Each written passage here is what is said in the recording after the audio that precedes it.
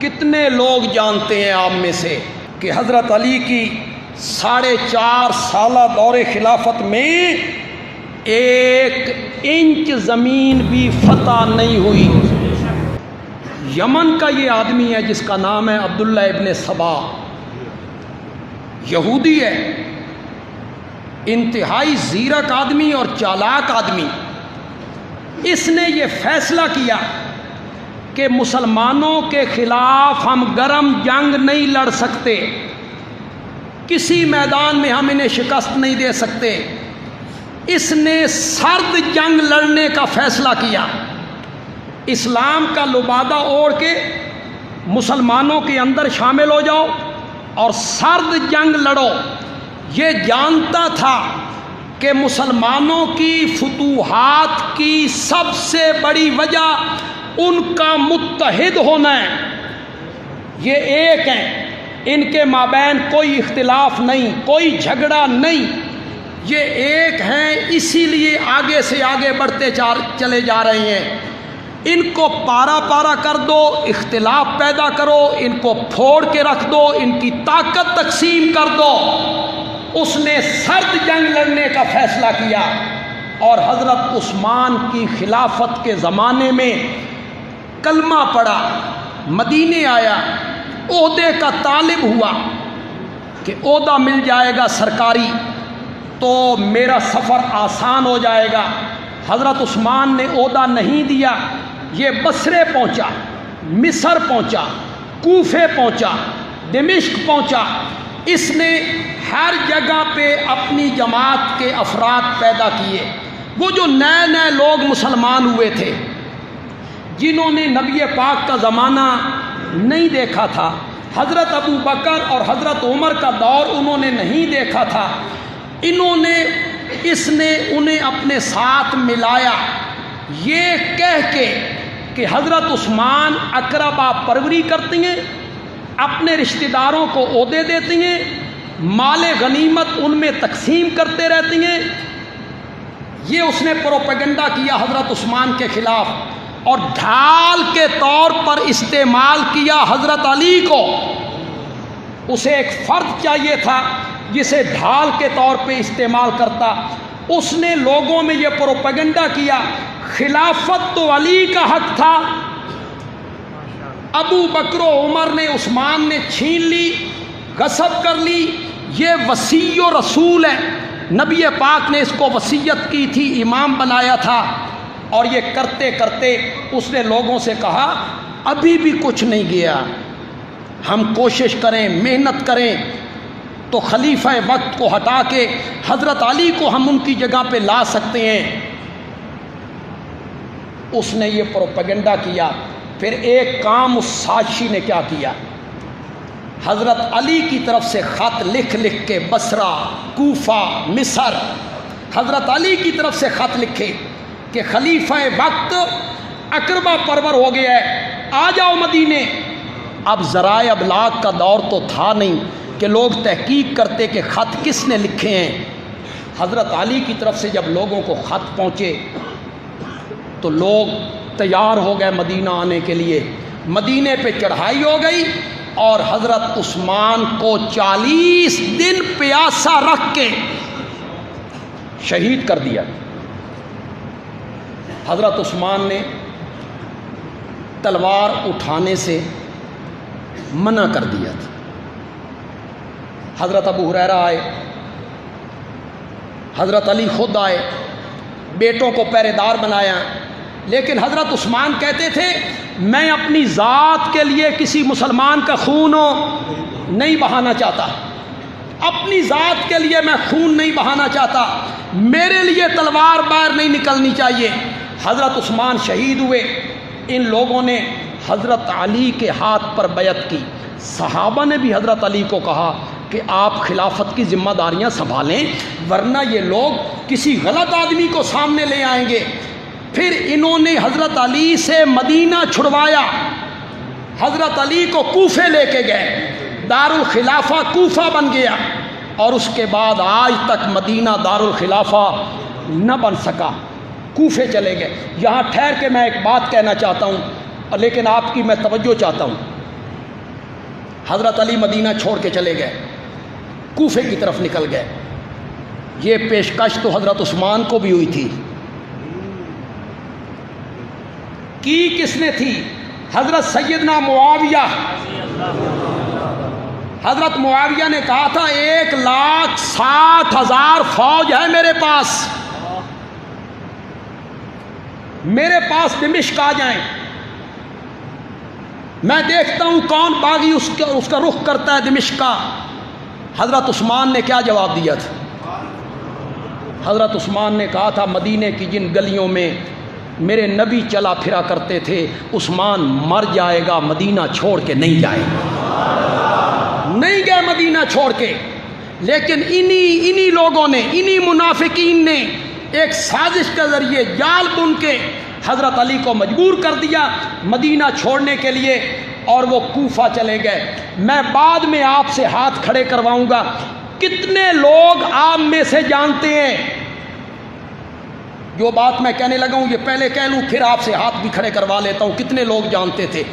کتنے لوگ آپ میں سے باخبر ہیں کہ حضرت علی کی 4.5 سالہ خلافت میں کون علی؟ بہادر علی، شجاع علی، دلیر علی، نڈر علی، بدر و احد کا غازی علی، خندق کا ہیرو علی، تلوار چلانے کا دھنی علی، بہادر بھی ہے، دلیر بھی ہے، شجاع بھی ہے۔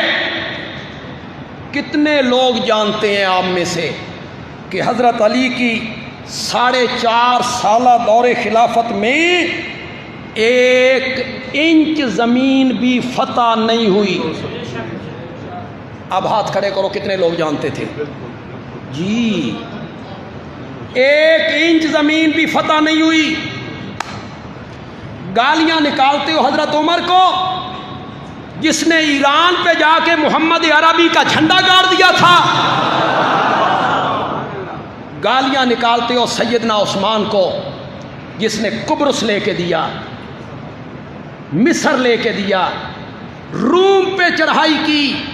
حضرت علی کے زمانے میں 1 انچ زمین بھی فتح کیوں؟ جھگڑے ہو گئے، اختلاف ہو گئے آپس میں۔ یہی چاہتے تھے وہ یہودی، انہیں آپس میں لڑاؤ، ان کی قوت کمزور کرو۔ یہ جب ان کی قوت کمزور ہو جائے گی تو فتوحات کا راستہ رک جائے گا۔ چنانچہ وہ اپنی سازش میں پوری طرح کامیاب ہوئے، فتوحات کا راستہ رک گیا۔ آپس میں قصاص عثمان، اس پر 2 جماعتوں میں مسلمان تقسیم ہو گئے، ایک جماعت حضرت علی کی اور دوسری جماعت حضرت معاویہ کی۔ لیکن ذہن میں رکھیے کوئی مذہبی اختلاف نہیں، دونوں کے درمیان کوئی مذہبی اختلاف نہیں، صرف قصاص عثمان پر اختلاف ہوا ہے۔ آپ کہیں گے تیری بات کیوں مانے کہ ان کے درمیان مذہبی اختلاف نہیں تھا؟ میں نے کہا میری نہ مانو، حضرت علی کی تو مانو۔ میں ان کا حوالہ دے دیتا ہوں، نہج البلاغہ سب سے معتبر کتاب ہے نہج البلاغت، جس میں حضرت علی کے خط، حضرت علی کے خطبے، حضرت علی کی تقریریں، حضرت علی کے خطوط اس نہج البلاغت میں درج ہیں۔ اس نہج البلاغت میں حضرت علی نے اپنے گورنروں کو جو خط لکھا تھا، جب لوگ حضرت معاویہ کے متعلق کچھ باتیں کرنے لگ گئے، جنگ ہونے کے بعد حضرت علی نے اس میں لکھا ان ربنا واحد۔ اس کا ترجمہ تو کرو یار، ان ربنا واحد وان دیننا واحد وان دعوتنا فی الاسلام واحدۃ۔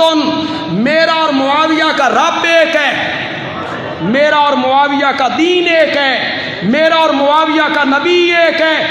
آگے سن سکتے ہو تو سنو، اور یہاں لکھ کے لے جاؤ۔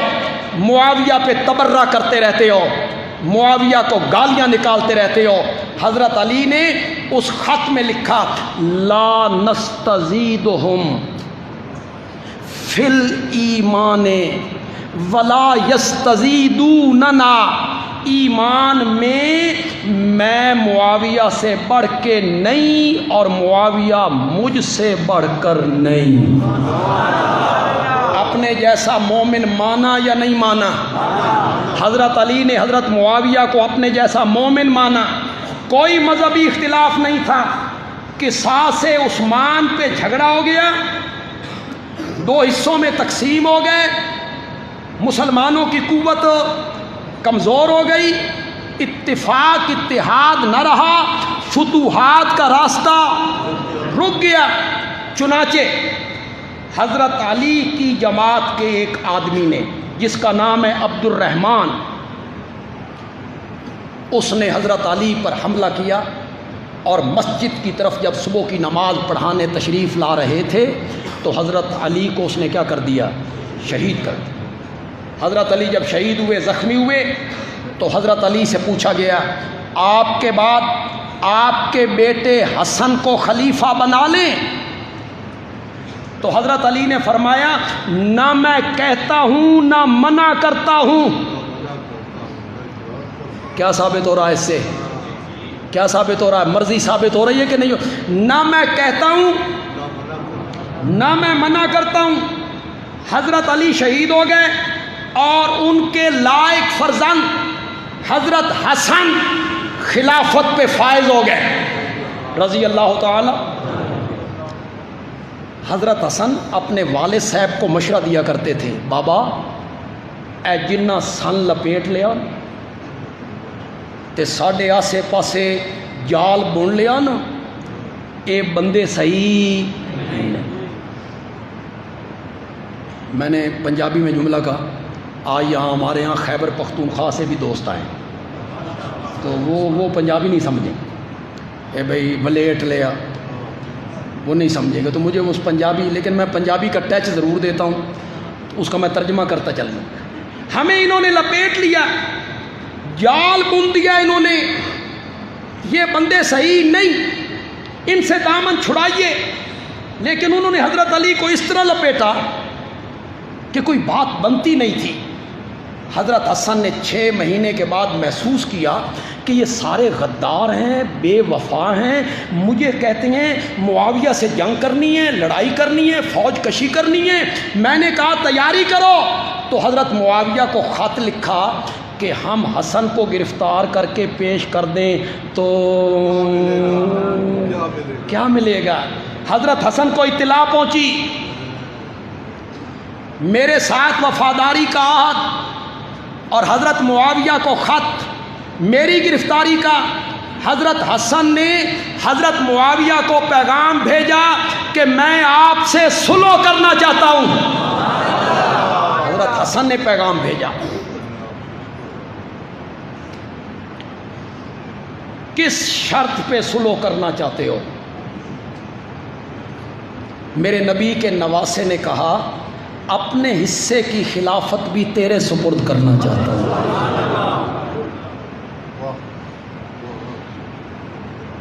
لوگو،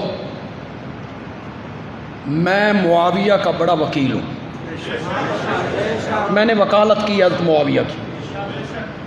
ان کی دامن کی طرف آنے والے ایک ایک چھینٹے کو میں نے وہاں پڑھنے نہیں دیا، دور ہٹایا، اور لوگوں نے بھی بڑا کام کیا۔ ہمارے حویلیاں ایبٹ آباد میں پروفیسر قاضی طاہر الہاشمی ہیں،